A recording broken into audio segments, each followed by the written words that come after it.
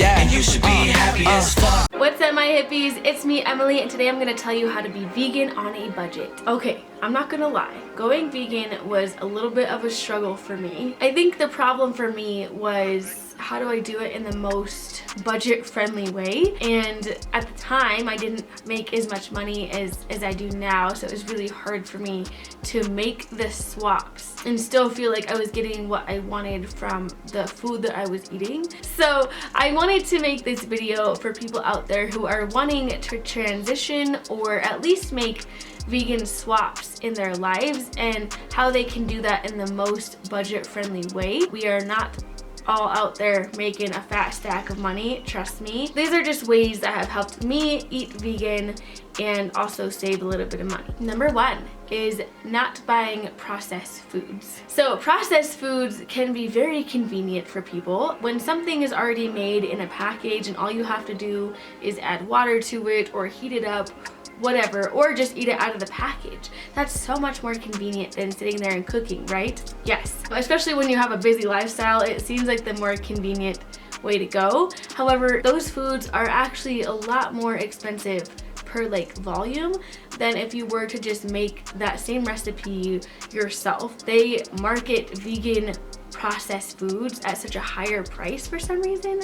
I don't know like what the deal is with that. I know that some of it has to do with the smaller companies and smaller brands, but I feel like a lot of the time it's that vegan label that gets people and they can raise the price a little bit higher. It's just my assumption.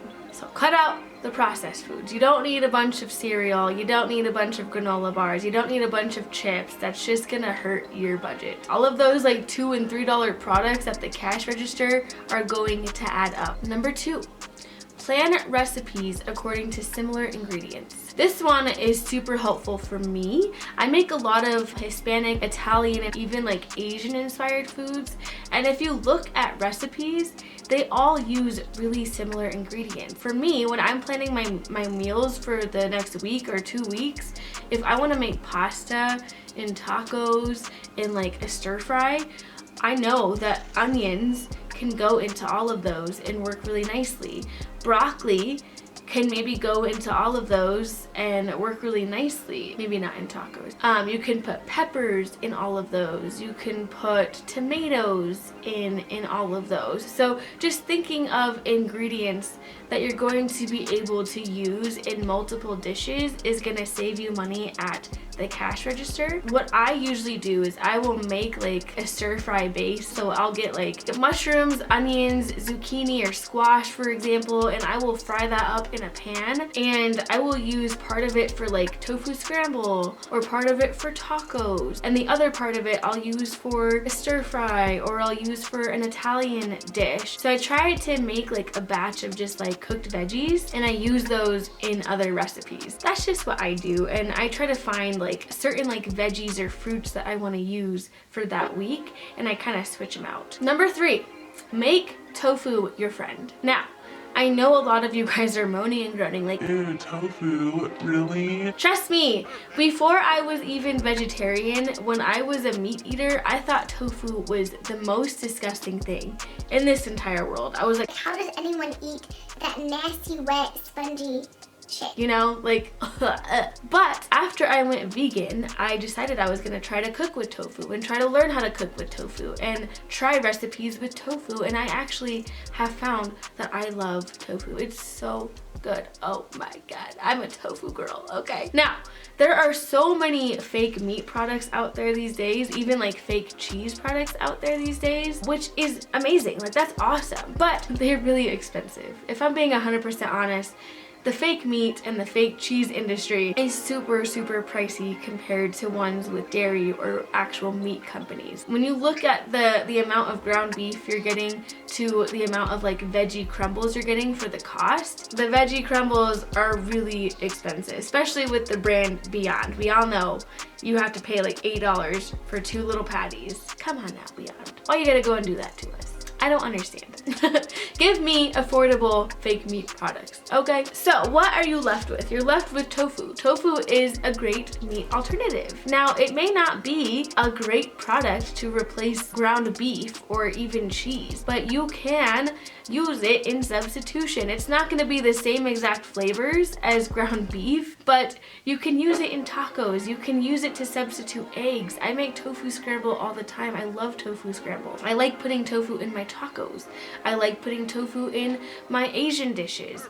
I like putting tofu in pretty much anything. You can even make like fake cheese sauces with tofu and vegetables as opposed to going out there and buying processed cheese, like fake cheese. It's more affordable, and it's also gonna give you, I feel like, a healthier alternative to like the fake meat and processed foods that are out there. I think the most important thing to note with tofu is that you have to know how to cook with it, you have to know how to prepare it, and it's also really important to know what type of tofu is gonna work the best with the recipe you have. So just know how to prepare your tofu, know what kind of tofu you need for that recipe, and you'll be fine. Tofu is amazing. Try it. Do it. It's good. Number 4.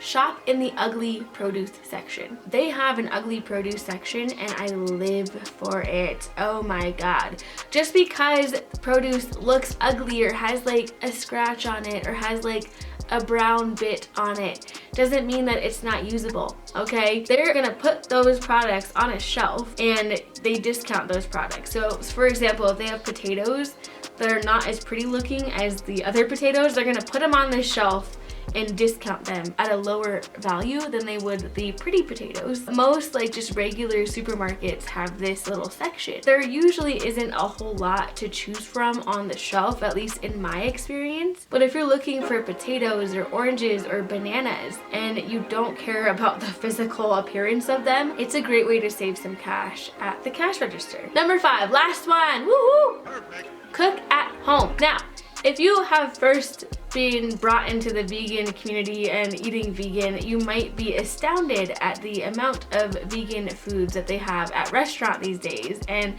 they even have really awesome vegan restaurants out there these days. I used to go there all the freaking time, but they are super expensive. I'm not even gonna lie about that. I could pay $25 for a meal just for myself as opposed to eating at home for around $5 to $10, and I can make a similar meal. And they are charging because their ingredients are more expensive to purchase for them, but I just think it's a little bit silly to eat out all the time when you're vegan, even though the places that you're eating are really good.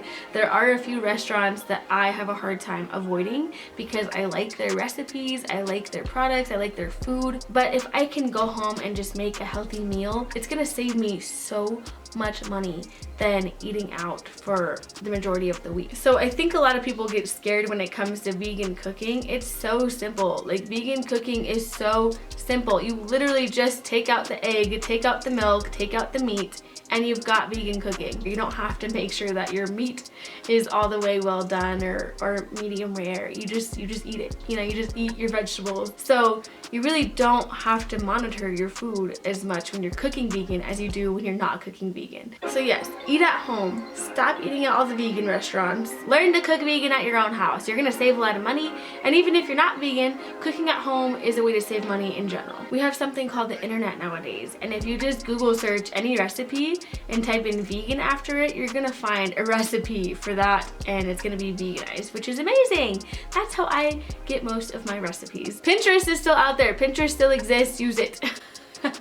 Okay guys, those are my tips on how to be vegan on a budget. Seriously, make tofu your friend. That's the one top tip that I have, really, is just to love tofu. Everyone should love tofu.